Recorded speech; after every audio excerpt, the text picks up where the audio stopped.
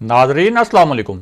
Inside news के नए programme के साथ मैं हूं इब्राहिम राजा और आज हम आपको बताएंगे कि आसिफ अली जरदारी ने मियां नवाज शरीफ को इस्टेब्लिशमेंट के साथ राब्तों के बारे में क्या दो हैरानकुन नुकात बताए। आसिफ अली जरदारी ने सेनेट इलेक्शन के हवाले से किस डील का इशारा दिया है। आसिफ अली जरदारी के राब्ताकारों ने उन्हें क्या जवाबी पैगाम पहुंचाया। इस पूरी सूरत हाल में मौलाना फजलुर रहमान के पास आखिरी ऑप्शन क्या है और मियां नवाज शरीफ ने इस पूरे तनाजुर में मरियम नवाज को क्या हदायत की है। अगर आप इन खबरों की तफसील जानना चाहते हैं और आने वाले दिनों में भी अहम मामलात से आगाह रहना चाहते हैं तो हमारे चैनल को सब्सक्राइब कीजिए। और अब बात करते हैं आज के मौजू पर, यानी आसिफ अली जरदारी ने इस्टेब्लिशमेंट से राब्तों के बारे में क्या हैरानकुन इंकशाफात किए और क्या सेनेट इलेक्शन के हवाले से कोई डील हो गई है। आपको इस इशू के मुतल्लिक दो वाकयात, उनकी अहम तफसीलात और कुछ इंतहाई दिलचस्प आदादो शुमार से आगाह करते हैं ताकि आप इस पूरे मामले को अच्छी तरह और आसानी से समझ सकें।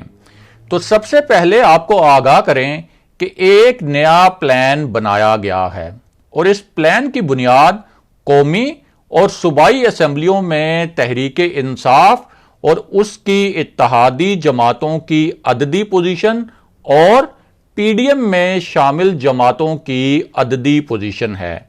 ये प्लान क्या है उसकी तफसील भी आपको बताएंगे, लेकिन पहले आपको कुछ दिलचस्प और फैसला कुन आदादो शुमार से आगाह करते हैं। तो सबसे पहले आपको बताएं कि इस वक्त कौमी असेंबली में पीडीएम की सबसे बड़ी जमात नून लीग के पास कुल मिलाकर 85 नशिस्तें हैं। कौमी असेंबली के इसी ऐवान में पीपल्स पार्टी के पास 54 नशिस्तें हैं। अब कहने को तो कौमी असेंबली में मुत्तहिदा मजलिस अमल की भी 16 नशिस्तें हैं, लेकिन जेयूआई के अंदर बगावत के बाद यह फिगर मुकम्मल तौर पर आगे पीछे भी हो सकता है। कौमी असेंबली में हुकूमत की साबिक इत्तहादी बीएनपी मैंगल के पास 4 नशिस्तें हैं। बीएनपी मैंगल अब हुकूमत को छोड़कर पीडीएम का हिस्सा बन चुकी है। अवामी नेशनल पार्टी भी वजीर आजम इमरान खान से इस्तीफा मांगने वालों में शामिल है, लेकिन इसके पास कौमी असेंबली में सिर्फ एक नशिस्त है। अगर कौमी असेंबली में अपोजिशन जमातों का एक भी रुकन मुनहरिफ ना हो तो फिर अपोजिशन इत्तेहाद के पास कुल मिलाकर 160 नशिस्तें बनती हैं, यानी कौमी असेंबली के 342 के ऐवान में अपोजिशन को हुकूमती तख्ता उलटने के लिए बज़ाहिर 12 अरकान दरकार हैं। दूसरी जानिब कौमी असेंबली में तहरीक इंसाफ के पास अपनी 156 नशिस्तें हैं। इसके अलावा कौमी असेंबली में तहरीक इंसाफ की इत्तहादी काफ लीग के पास 5 अरकान हैं। हुकूमत की एक और नाराज इत्तहादी एमक्यूएम के पास 7 नशिस्तें हैं।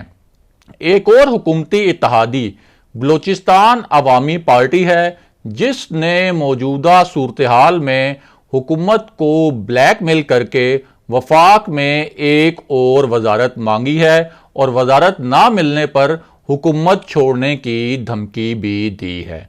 इस जमात के पास 5 अरकान हैं। जीडीए इस वक्त हुकूमत का इत्तहादी है, लेकिन इसके मरकजी रहनुमा पीर पगाड़ों की हदायत पर मोहम्मद अली दुर्रानी शहबाज शरीफ से मिले। इसके पास 3 नशिस्तें हैं। कौमी असेंबली में एक नशिस्त शेख रशीद की है और एक नशिस्त जमहूरी वतन पार्टी की है। यूं हुकूमत के नाराज और राजी इत्तहादियों के अरकान की कुल तादाद 22 बनती है। इन 22 अरकान को تحریک انصاف کے 156 ارکان کے ساتھ جمع کیا جائے تو حکومتی اتحاد کے پاس 178 ارکان بنتے ہیں۔ قومی اسمبلی میں اس وقت 4 آزاد ارکان بھی موجود ہیں اور جمہوری وطن پارٹی جو تحریک انصاف کی اتحادی ہے اس کا بھی ایک رکن ہے۔ اب آپ کو آصف علی زرداری کے پلان کی روشنی میں پنجاب اسمبلی کے دلچسپ اعداد و شمار بھی مختصراً بتا دیتے ہیں۔ تو معاملہ یہ ہے کہ پنجاب اسمبلی میں نون لیگ کے منحرف ارکان کے علاوہ تقریباً 160 ارکان ہیں۔ پنجاب اسمبلی میں پیپلز پارٹی کے پاس 7 نشستیں ہیں، یعنی دونوں جماعتوں کے پاس کل ملا کر 167 ارکان ہیں۔ پنجاب میں تحریک انصاف کے پاس اپنے کل 181 ارکان ہیں۔ کاف لیگ کے پاس پنجاب اسمبلی میں 10 نشستیں ہیں، جبکہ پنجاب اسمبلی کے 4 ارکان ایسے ہیں جو آزاد حیثیت برقرار رکھے ہوئے ہیں۔ پنجاب اسمبلی میں تحریک انصاف کی حکومت صرف کاف لیگ کی حمایت کی بنیاد پر قائم ہے۔ اور اب واپس آتے ہیں اس معاملے پر کہ آصف علی زرداری نے کس کے ساتھ کس بڑی ڈیل کا اشارہ دیا ہے، اور ساتھ ہی آپ کو سینٹ الیکشن کے متوقع نتائج سے بھی مختصراً آگاہ کر دیتے ہیں۔ تو معاملہ یہ ہے کہ اس وقت سینٹ میں مسلم لیگ نون کے پاس 30 نشستیں ہیں، پیپلز پارٹی کے پاس 21 نشستیں ہیں، جے یو آئی فے کے پاس 4 نشستیں ہیں، اور اپوزیشن اتحاد کی کل نشستیں ملائی جائیں تو اس کے پاس 67 نشستیں ہیں۔ دوسری جانب حکومتی اتحاد کے پاس اس وقت سینٹ میں صرف 36 نشستیں ہیں۔ اب مارچ میں جو سینٹ کا الیکشن ہونا ہے، اس الیکشن میں تحریک انصاف کے 22 اور اس کی اتحادی جماعتوں کے 12 سینیٹرز منتخب ہونے کا قوی امکان ہے۔ یوں حکومتی اتحاد کے پرانے اور نئے سینیٹرز کی کل تعداد 57 ہو جائے گی اور اسے سینٹ کے 104 کے ایوان میں سادہ اکثریت حاصل ہو جائے گی۔ اور اب بات کرتے ہیں کہ اس پوری صورتحال میں آصف علی زرداری نے میاں نواز شریف کو کس فارمولے کے تحت قائل کرنے کی کوشش کی ہے اور کس ممکنہ ڈیل کا اشارہ دیا ہے۔ تو پہلے تو آپ کو آگاہ کریں کہ آصف علی زرداری کی تقریر کے 2 نکات کا ایک خاص اور دلچسپ پس منظر ہے۔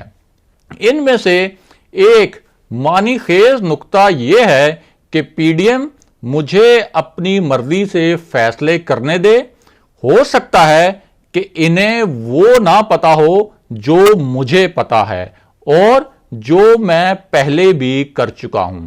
اس کے بعد انہوں نے معنی خیز انداز میں کہا کہ میں نے کیسے چند ماہ میں پرویز مشرف کو صدارت سے نکالا تھا، اور جاننے والے جانتے ہیں کہ پرویز مشرف کو نکالنے کے لیے اس وقت آصف علی زرداری کو جنرل کیانی کی اسٹیبلشمنٹ کی مکمل حمایت حاصل تھی۔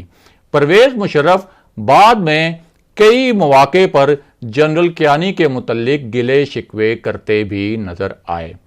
آصف علی زرداری کا دوسرا معنی خیز نکتہ یہ تھا کہ حکومت کو نکالنے کے لیے طریقہ کار بدلنا ہوگا۔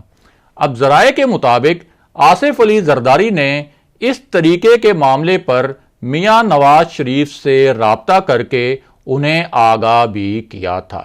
ذرائع کے مطابق آصف زرداری نے میاں نواز شریف کے سامنے 3 پوائنٹس رکھے۔